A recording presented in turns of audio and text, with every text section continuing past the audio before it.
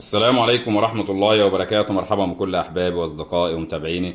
تعالوا مع بعض يا جماعة نشوف البيض بعد مرور 24 ساعة على أول عينة خرجت. طبعا احنا كنا صورنا ثعبان الخضاري وذكرنا إن في 5 بيضات منهم واحدة خرجت ولسه 4 كانوا في البيضة. فزي ما حضراتكم شايفين هنا جميع الثعابين اللي كانت في البيضة خرجت. في هنا واحد مقلوب على ظهره ولكن مش عارف بصراحة ماله.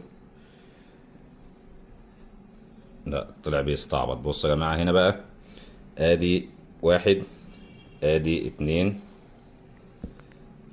ادي تلاتة، ادي اربعة، ادي خمسة. هنا معانا 5 عينات من ثعبان الخضاري، 5 عينات خارجين من البيضة.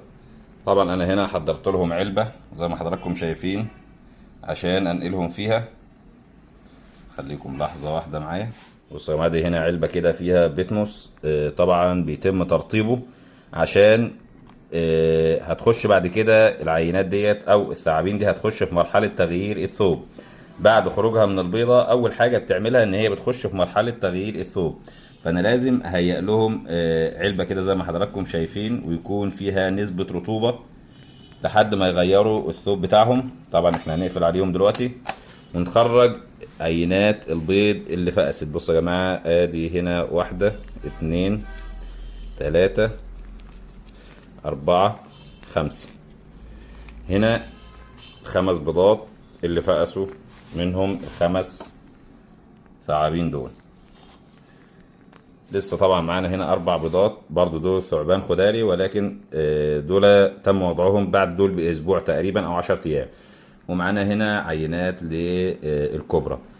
زي ما قلت لحضراتكم قبل كده واكتر من مره ان الثعابين بعد خروجها من البيضه مباشره بتبدا على طول ان هي تخش في حاجه اسمها عمليه تغيير الثوب، لان الثوب بتاعها اللي بيكون موجود في البيضه ما بيكونش متلائم او ما بيتناسبش مع البيئه الخارجيه. فبالتالي اول حاجه بتعملها سواء بقى الانواع السامه الغير السامه، ثعبان الخضار اللي قدام مننا اي نوع، بيخش اول حاجه في عمليه تغيير ثوب بياخد له تقريبا من 5 ايام الى اسبوع. بعد كده لما بيغير الثوب بيبدا ان هو يتغذى على اول وجبه ليه في الحياه. عاده الانواع دي يا جماعه او التعابين وهي صغيره اول وجبه ليهم عاده بتكون على الابراص الصغيره او السحالي الصغيره، لان دي بتكون اسهل فريسه بالنسبه لهم وبتكون متوفره في المناطق اللي هي بتتواجد فيها.